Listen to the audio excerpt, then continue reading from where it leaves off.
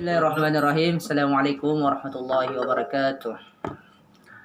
Baik, atas nama Nur Rafla R, NIM 185604108 ingin mempresentasikan materi metode alamiah dan metode metode sugestopedia. Baik, yang pertama metode alamiah. Metode alamiah disebut demikian karena dalam proses pembelajaran siswa dibawa ke alam seperti halnya pelajaran bahasa ibu sendiri. Dalam pelaksanaannya, metode ini tidak jauh berbeda dengan metode langsung, di mana guru menyajikan materi pelajaran langsung dalam bahasa asing tanpa diterjemahkan sedikit pun, kecuali dalam hal-hal tertentu di mana kamus dan bahasa anak didik dapat digunakan. Kemudian, adapun ciri-ciri dari metode ini antara lain sebagai berikut. Yang pertama itu urutan pelajaran mula-mula diberikan melalui menyimak atau mendengarkan, baru kemudian bercakap, membaca, menulis, dan terakhir gramatika. Kemudian pelajaran disajikan mula-mula memperkenalkan kata-kata yang sederhana yang telah diketahui peserta didik. Kemudian mempraktikkan benda-benda mulai dari benda-benda yang ada di dalam kelas, di rumah, dan di luar kelas. Bahkan mengenal luar negeri atau negara-negara asing, terutama Timur Tengah. Kemudian alat peraga dan kamus yang dapat digunakan sewaktu-waktu sangat diperlukan. Misalnya untuk menjelaskan dan mengartikan kata-kata sulit dalam bahasa asing dan memperbanyak pembendaharaan kata-kata sulit, pembendaharaan kata-kata atau memperkaya vokabulari sebagai syarat utama menguasai bahasa asing. Oleh karena itu, kemampuan dan kelancaran membaca dan bercakap-cakap sangat diutamakan dalam metode ini. Maka pelajaran gramatikal atau tata bahasa kurang diperhatikan. Kemudian menggunakan beberapa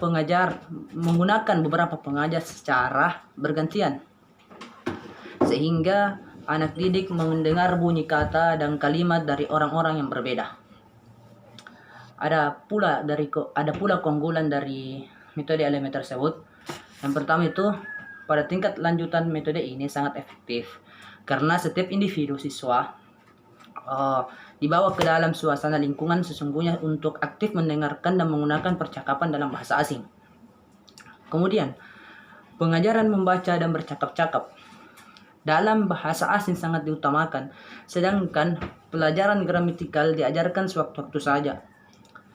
Kemudian, keunggulan selanjutnya, pengajaran menjadi bermakna dan mudah diserap siswa karena setiap kata dan kalimat yang diajarkan memiliki konteks atau hubungan dengan dunia kehidupan sehari-hari siswa atau peserta didik.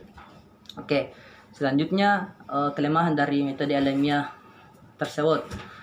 Yang pertama, siswa merasa kesulitan belajar apabila belum memiliki bakal dasar bahasa asing, terutama pada tingkat-tingkat pemuja, sehingga penggunaan bahasa asli siswa tidak dapat dihindari. Dengan demikian, tujuan semula dari metode ini untuk membaca dan bercakap-cakap selalu dalam bahasa asing sulit diterapkan secara murni, tapi harus diterapkan secara konsekuensi. Kemudian, kelemahan selanjutnya pada umumnya anak didik dan guru bersikap tradisional mengutamakan gramatikal lebih dahulu daripada membaca dan percakapan sesuatu hal yang salah secara ilmiah yang amat perlu diubah. Kelemahan selanjutnya, guru yang kurang memiliki kemampuan dan pengalaman praktis dalam berbahasa asing merupakan faktor sulitnya diterapkan dan berhasil secara baik metode tersebut atau metode alamiah ini. Guru haruslah seorang yang aktif berbicara dalam bahasa asing tersebut, barulah murid-muridnya akan mampu pula aktif dalam belajar bahasa. Kemudian di pembahasan selanjutnya, metode sugestopedia. Menurut Georgi Losanov, percaya bahwa dalam proses pembelajaran ada kendala psikologi. Sugestopedia merupakan aplikasi sugesti dalam pedagogi di mana perasaan pembelajar mengalami kegagalan dapat dihilangkan. Dalam model pembelajaran sugestopedia, kendala psikologi pembelajar dapat diatasi. Selanjutnya, pengulangan atau review dilakukan melalui percakapan, al-muhadatsah, permainan atau bermain peran. Laboratorium bahasa tidak digunakan dalam bagian ini. Latihan dan koreksi saja yang dapat dilakukan. Kemudian penyampaian materi baru didasarkan pada situasi yang familiar. Materi ini mencakup dialog panjang sekitar 10-14 halaman dengan menambahkan penjelasan tata bahasa yang penting. Kemudian porsi dari Sugestopedia terbagi dua bagian. Yang pertama, guru membacakan dialog sementara siswa mengikutinya atau mengulangi dari percakapan yang guru sampaikan.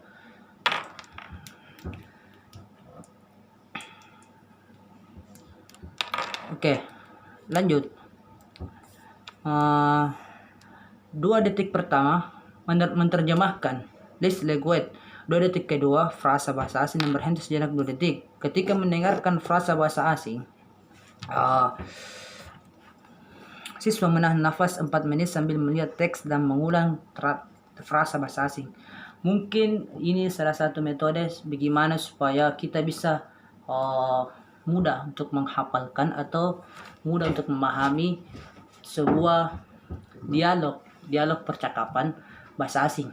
Mungkin ini salah satu metode yang mudah dilakukan agar kita bisa menguasai bahasa asing. Oke. Yang selanjutnya, yang kedua, aktivitas dari bagian ini adalah guru membaca dengan emosional dan intonasi yang indah. Siswa menutup mata dan melakukan meditasi terhadap teks diiringi dengan musik klasik supaya lebih rileks. Untuk mendukung proses belajar tersebut, hendaknya disediakan ruang kelas yang menyenangkan dan menarik dengan pencahayaan rendah. Yang poin kedua ini, mungkin maksud dari poin kedua ini, guru menyampaikan dialog yang ingin diajarkan kepada siswa dengan intonasi, dengan argumentasi, dengan nada yang mudah dipahami dan jelas sekali yang bisa dipahami oleh siswa, dan kemudian siswa menangkapnya atau mempelajari dari penyampaian dari gurunya dengan rileks